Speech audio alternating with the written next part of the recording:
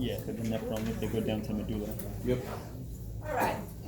So what structures, blood vessel wise, would we find in the cortex? Okay, cortical radiant, or some of you are calling the interlobular, which is 5. Arcuate? I could consider the arcuate would be right at the separation, so I don't put it in either cortex or medulla, which is why I put it there and labeled it for you. But what branches off of the arcuate? We have the cortical radiant, so what branches off of that? All right, afferent arterial. And what comes next? Glomerular capillary. Just to save time, I'm going to put glomerulus, which is the same thing. Okay. And then efferent arterial.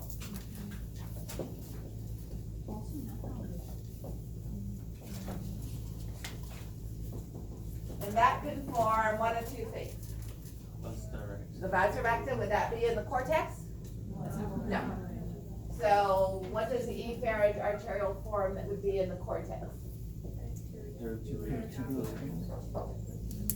tubular capillaries.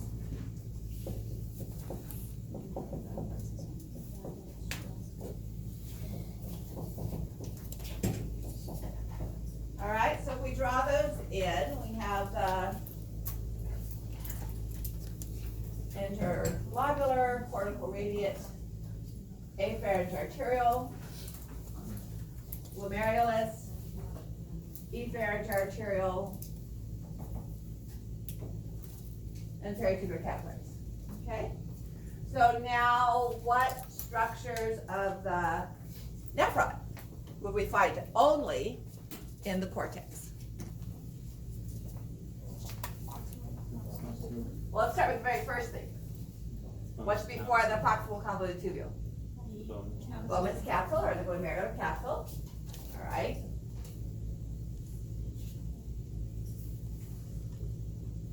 And then proximal. Does that ever occur in the medulla? No.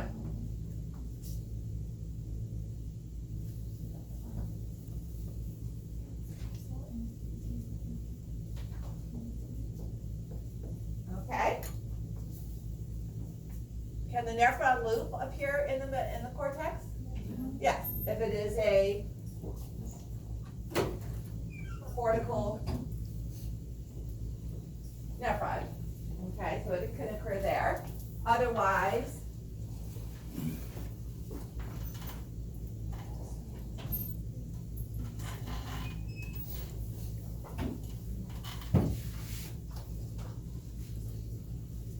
as we'll see today, for function, it needs to be in the medulla. Okay, and then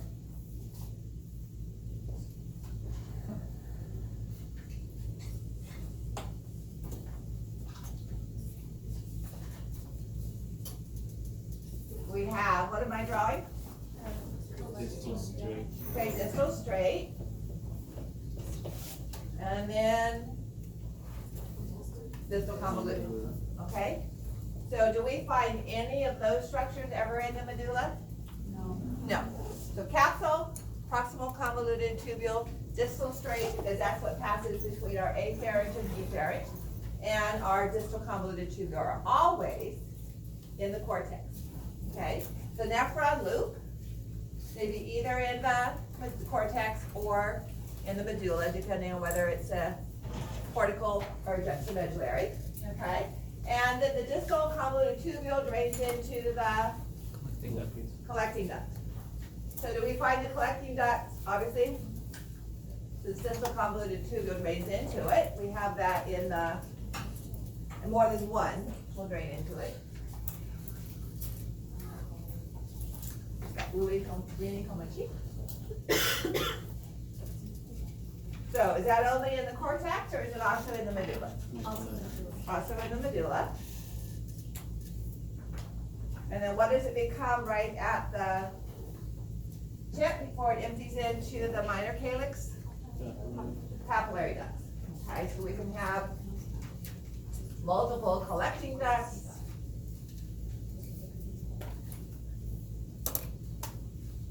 Draining into the papillary duct. So do we ever find papillary ducts just in the cortex or in both? Just in the middle. So it's only in the medulla. Okay. So then blood vessels that we find only in the cortex. Nephron structures that we find only in the cortex would be what you can see on the board, but I'll add it to the list.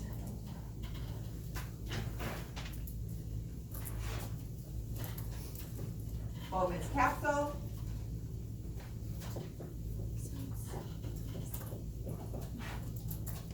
Proximal convoluted tubule. And this is only cortex, okay? Distal straight tubule, distal convoluted tubule. So that would be only in the cortex. All right? What would we find only in the medulla then?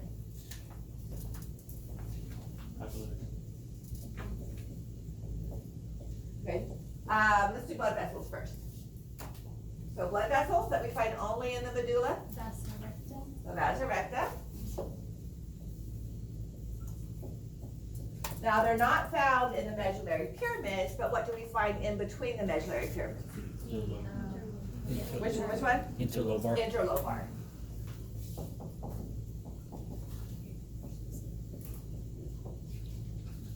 Okay, and now for non-vascular structures. Anything besides the papillary duct that we find only in the medulla? Because collecting duct we find in both, nephron loop we find in both, okay? So papillary ducts are only in the medulla, okay? So then what would be in both?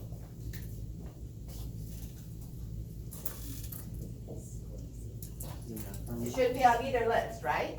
Yeah. So this is only cortex, and this is only medulla, so nephron loop can be in both.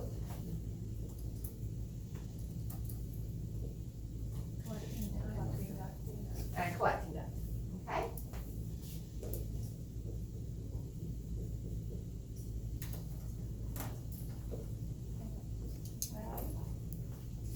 The arcuate artery we're gonna consider no man's land. It's kind of the wall between the two. What about the segmented artery? Segmented is actually in the hilum, not the hilum, the pelvis sinus area Okay. before we form into the. All right. So when you look at a diagram of those structures, that can help to kind of lay out where they are. For the nephron and collecting ducts, what do we call the fluid that they contain? Filtrate. Anything else? No, because it's urine once it gets into the minor calyx. Okay, and plasma is still in the vascular system. Okay, question 2. The board should help you with the answers to this one. So which of the following structures then would be found in both?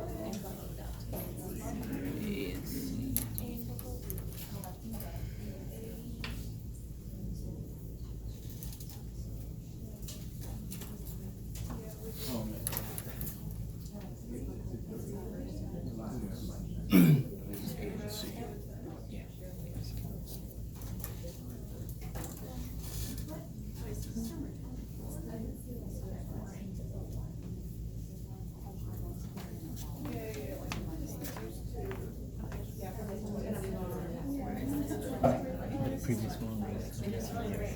Yeah. The vasorectal kind of looks like it could be, but it doesn't start that net structure until you get deeper into the medulla. Yeah. All right. So now we're gonna move to the formation of urine. We're gonna go back through these structures, and look at how we filter the blood and then what we do to the filtrate to modify it, because we don't just filter it and then excrete it. So the nephron is essentially a specialized tube. We don't think of it as straight like this, but we have the proximal convoluted and then the loop and then the distal convoluted. So here are the three events that occur as we formulate urine. We do the filtration, and that is filtration, if you recall, is separation by size. And so anything and everything that's small enough to fit through the filtration membrane will pass through. A lot of things that we don't want to get rid of, all right? So we reabsorb at the proximal convoluted tubule, and that means moving from the filtrate back to the blood. And at the proximal convoluted tubule, that's done without regulation. So if you have a lot of glucose in the blood, you reabsorb a lot of glucose, all right? If you have a lot of sodium, you reabsorb a lot of sodium. When we get to the distal convoluted tubule, that is still more reabsorption, but it's done under hormonal influence. Remember the aldosterone hormone? So when that's present, we do more sodium reabsorption. When it's not present, we don't, okay? But the proximal is only dependent on what's there. If it's there, it's reabsorbed. Whereas we add the hormones to regulate it at the distal. Secretion, we'll talk about more on Wednesday with our acid-base balance, although I'm gonna start a little bit of that tonight so we don't have to go quite so long Wednesday night. And secretion's in the opposite direction. So after we've already done filtering, there are occasionally times that the body needs to get rid of even more. So hydrogen ions or bicarbonate ions if we're regulating base. In the proximal convoluted tubule, if you've been taking antibiotics and those have been degraded by the liver, then those components are added even more than what was already filtered, okay? So secretion is in the opposite direction, and reabsorption is adding from the blood to what has already been filtered. So we end up with more in the filtrate more in the proximal convoluted tubule than we had filtered. Whereas if it's reabsorbed, we end up with less than we had filtered, okay? So let's look at the dynamics of this and the structures that are involved. And this is the most complicated as far as structure is concerned. It's not very complicated as far as event. Filtering is not a complicated process, but the regulation of that has quite a few components to it, and the anatomical structure that we're looking at. So do you remember what the general structure was of our respiratory membrane? I described it as a sandwich, not respiratory epithelium, but respiratory membrane. And I described it as a sandwich. So what were the slices of bread in the sandwich of our respiratory membrane? What did the oxygen cross first to leave the alveolus? Simple squamous epithelia. And then it had to cross the simple squamous epithelia of the capillary vessels to get into the blood. And what was the difference in between? Those are regular connective tissue, okay? That's very similar to what we see in the filtration membrane, which is another sandwich. And the filtration membrane, just to put it up here as far as what we're looking at, is also two layers of simple squamous epithelia. So we have the capillary,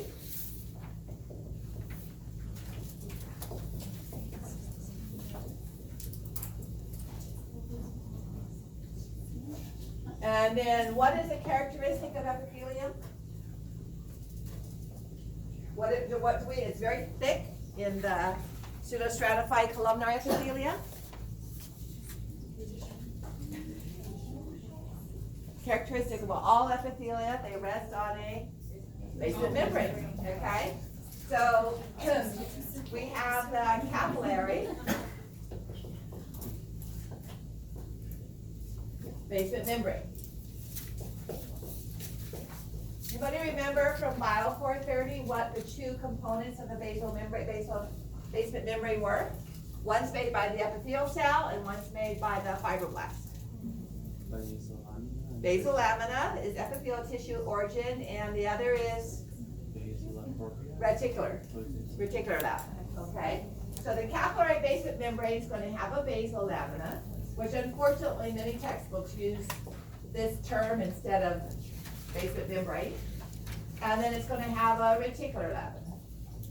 This is what our peanut butter filling is. All right, that's for the capillary. So all of that is, the sandwich is the epithelium, the filling is the basement membrane instead of loose irregular connective tissue. Then we have the visceral epithelia of the capsule. So we're gonna have the capsular basal lamina, sorry, reticular lamina.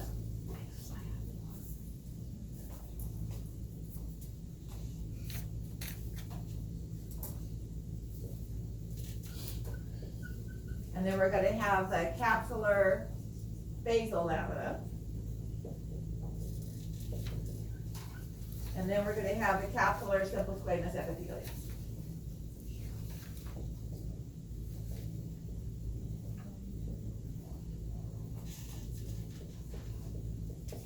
And that forms the filtration membrane. So this is what, starting from the blood, this is what we have to filter the particulate component of the blood. So this would be blood here. And we have filtrate here. Okay? So that's a verbal description. 2 simple squamous epithelial bread, and the filling, instead of being loose or regular connective tissue, is going to be basement membrane. All right? So let's diagram this on the board. So up here, we'll have the, I'm going to do it this way, flipped around. I'm going to do the capsular component first. So this is the parietal layer. Oh, I don't want to do red, sorry. Sorry for those of you that started.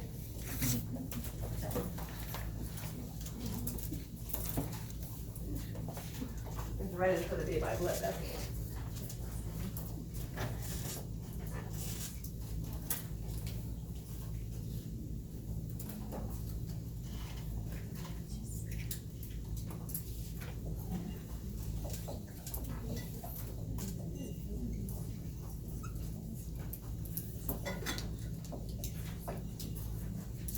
And this is simple squamous epithelia.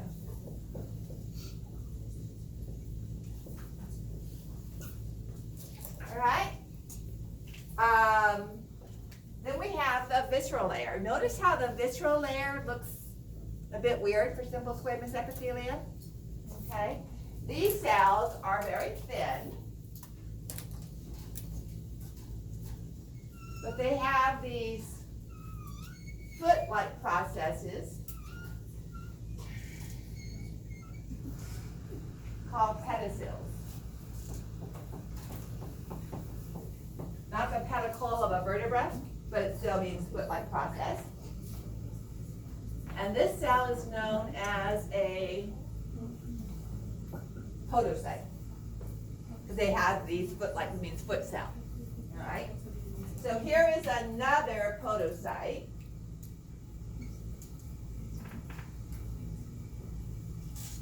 And its foot process is interdigitated between these.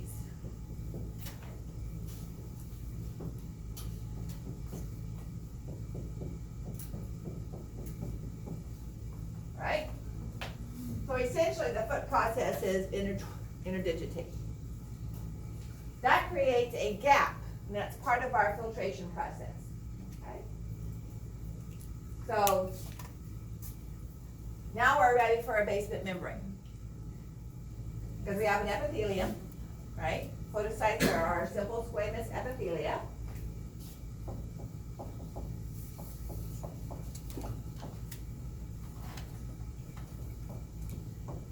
Just modified. And so we're going to have the basal lamina.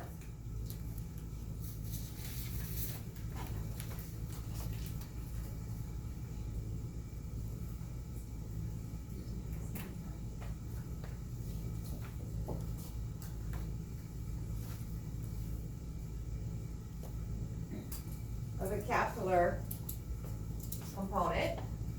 And then we're going to have the more dense reticular lamina.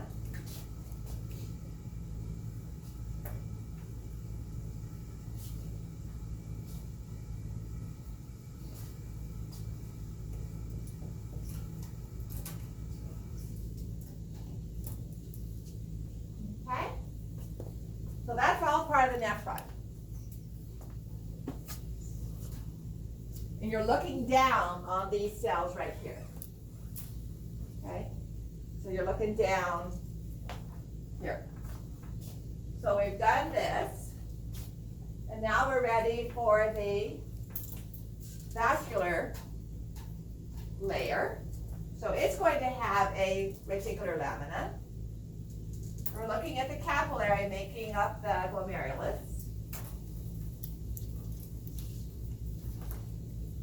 So it has a reticular lamina.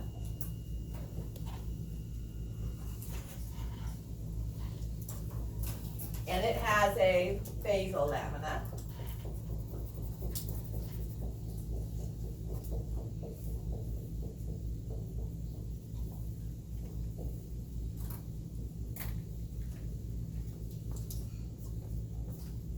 So now we're ready for the simple squamous epithelium of the capillary. Okay?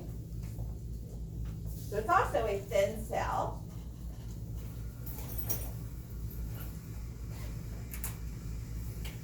Notice I'm drawing gaps in the cell. These are pores. Okay?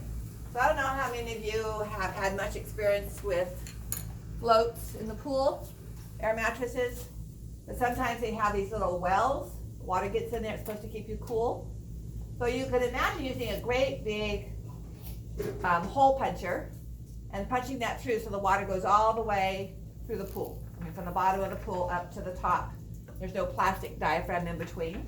So it's as if somebody took a hole punch, a microscopic hole punch, and punched a hole in the cell.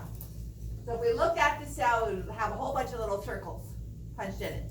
All right, and those are the fenestra or pores. And then we would have the other layer of the other side of the capillary. Here, so this is our capillary.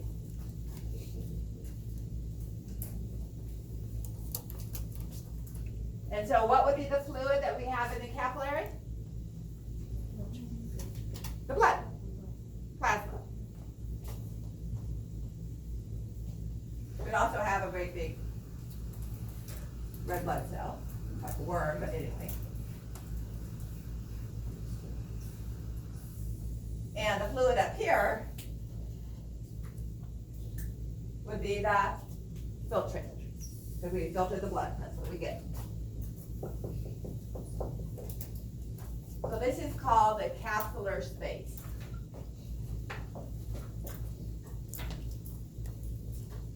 All right, so with that drawn up there, if I could erase the verbal description of the sandwich on the far right, I'm going to draw a little bit larger view of the podocyte components.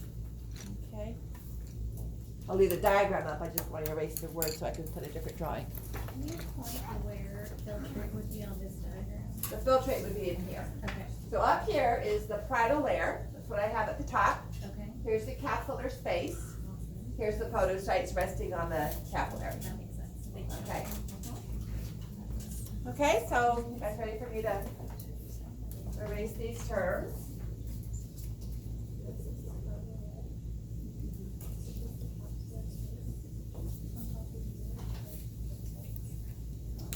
Okay, so under blood pressure, under the hydrostatic force of the heart's cardiac output pushing against the vessel walls, we have particles that are going to be in the blood. And these particles are glucose and amino acids and sodium ions and different ions and water molecules. So if they are small enough, they pass through these openings, right? And these openings are identified as fenestra, which is a fancy word for pore. So when we were talking about capillaries, back when we did our cardiovascular system, remember we talked about fenestrated capillaries? These are fenestrated capillaries, and this opening is a fenestra, which is just a fancy word for a pore. Okay? So molecular size is what determines whether it goes through the pore or not. Then we have the sandwich of two sets of basement membrane. So the filling next to the bread is light colored. Then we have the two reticular lamina, which are fused. We have a thick dark layer. I'm talking about what it looks like on an electron microscope. Okay? And then we have another layer of light colored basal lamina. So this is the green and the black fused together. Okay? Then we have our podocytes. So the basement membrane is a little bit smaller space than the pore is. All right, so it slows down what's filtering there, and it also has a negative charge. So something that is a negative charge is going to be repelled from moving through there. Okay? And then we have the filtration slits. So we have a podocyte and another podocyte. And then the same as our first. So this would be podocyte 1, podocyte 2, and podocyte 1 again. All right? This gap is known as a filtration slit. So it passes through the pore, then it passes through the basement membrane, and then it passes through the filtration slit. However, each filtration slit has a thin layer of proteins forming a slit diaphragm. Kind of a thin little window frame plastic or whatever that has to go through. So this is identified as a slit diaphragm. And this is negatively charged proteins as well. Okay? So that's the physical barrier and chemical, if you will, the negative charges, electrical barrier to moving particles and fluid from the capillary volume to the capsular space. Now let's see what this looks like in the electron micrograph. Obviously, this is a light micrograph. I showed it to you last week. So here's our simple squamous epithelia of the capsular space. This is the first time we see filtrate. Okay. Here are blood vessels. You might see a little bit of the blood cells. And then you just can't pick out which is a podocyte and which is a simple squamous epithelia. This is just showing the glomeruli without the nephron structures. So here's a large three-dimensional scanning electron micrograph of the podocytes. And you can see the interdigitation that occurs with those pedocells. Okay. So here's a similar diagram. I kind of drew this side of it. Here would be a capillary with the pores. The solid pink would be the combined basal and reticular lamina. And then here we have the every other pedicel with the filtration slits. Okay. Little fancier, nephron and podocyte are just two molecules that help to make that filtration slit. Okay, and they have negative charges. So pore, basement membrane, podocytes with the filtration slit. All right, so if we look over here, notice how particulate this is. This is the plasma with all the amino acids and proteins and red blood cells. Basement membrane, notice the light region, that would be the basal lamina. The whiter dark fused reticular lamina, then light again, pedicels, and if you look closely, you can see a dark line right there, where the slit diaphragm is blocking the filtration slit. So the space between each pedicel is the filtration slit, and the filtration membrane closes that. All right, so notice the pores. So this is the capillary side, light and dark, pedicels, and the filtration slit diaphragm slightly blocking the slits. All right, so identify this component, the light area up there, that component of the filtration membrane.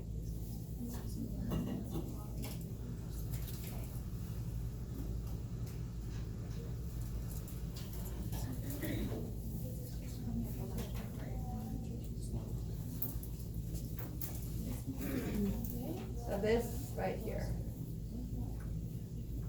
I was thinking of E, the filtration split of the podocytes.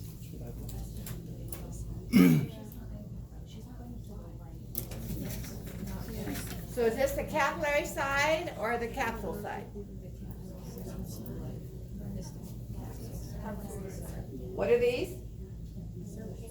Pores. So this would be the capillary side. Okay. Pedicel, so this is the capsular side. All right, so this space here, the filtration slit. All right. And this sandwich material, the two different sets of basement membranes. So what is this light colored portion of the sandwich material?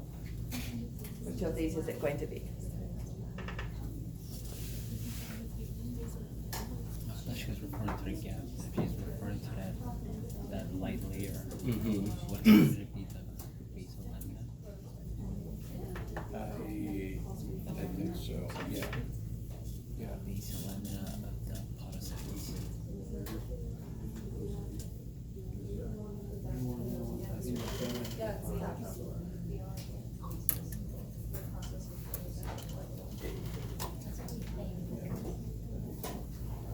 Between the two laminas, it's on both sides, so.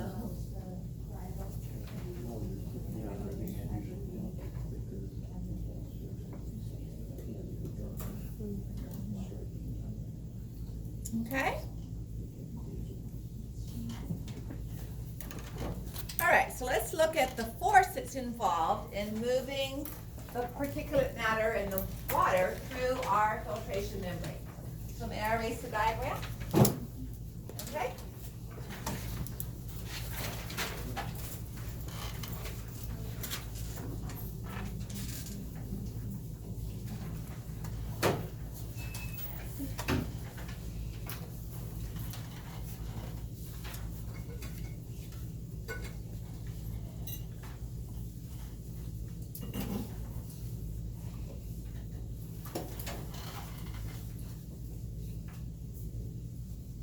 So I'm not going to draw a complicated relationship between the glomerular capillaries and the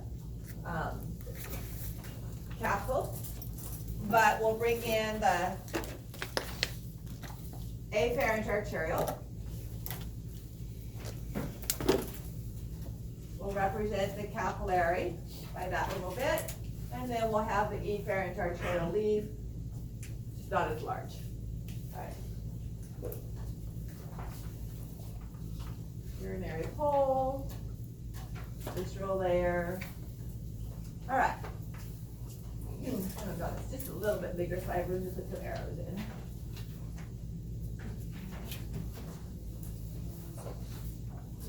So the primary source of the pressure pushing against the capillaries, we've talked about this before. Remember we said if there was congestive heart failure, the right left ventricle wasn't pumping efficiently, blood would start to back up in the left atrium and into the pulmonary capillaries, and that would result in fluid getting pushed into the alveoli. We had pulmonary edema, right? If it was the right side of the heart, then we had pressure backing up into the systemic capillaries, and we had fluid building up in the tissues. So now we've got pressure from our systemic system that's going to be pushing against this capillary wall. Again, this is our afferent arteriole.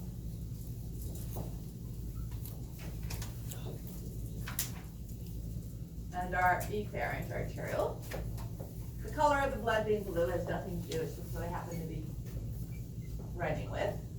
So, by the time we get into the capillary system, our pressure has dropped. And so typically, unless we start changing processes, but typically we start out with a force pushing particles and fluid into the blood at approximately 50. I'm going to write it on the other side. I don't want you to think it's that pressure inside. At approximately 50 millimeters of mercury. Okay? This is called capillary hydrostatic pressure.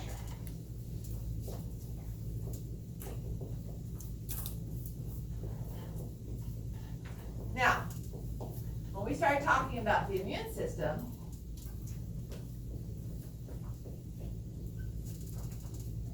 that was a pulling force, right? And what was the protein produced by the liver that decreased the amount of fluid lost across the capillaries in the body, in the system, due to hydrostatic pressure? Do you remember? Albumin. Albumin. So, if our capillary blood has albumin, then that is going to have a resisting force to the hydrostatic pressure, all right? So that's going to have a return or a negative effect, essentially, or keeping it within. And we call that the osmotic pressure. Sometimes the term oncotic is used, but I don't think I've used it before, so we'll stick with osmotic pressure.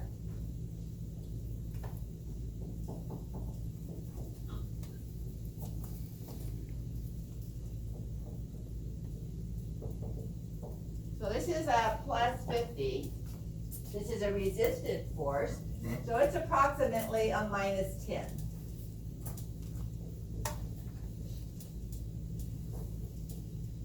If you have liver disease and you're not able to make that, it would be lower, okay? If you were dehydrated, that would be higher. You'd have a higher concentration of albumin.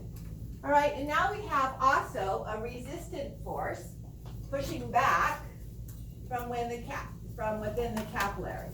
And this is identified as capsular hydrostatic pressure. Where does that come from?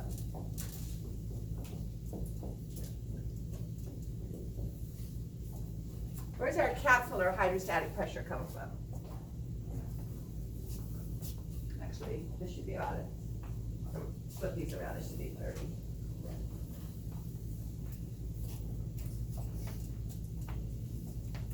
From the fluid that's already been filtered, but hasn't yet flowed out and down the nephron, all right? So we're pushing fluid into the capsule. That's going to create a resistance to more fluid being pushed in. Just like if you're blowing up a balloon, all right? Of course, we have the compliance of the balloon, but just the fact that you already have air in there is going to resist more air going into it.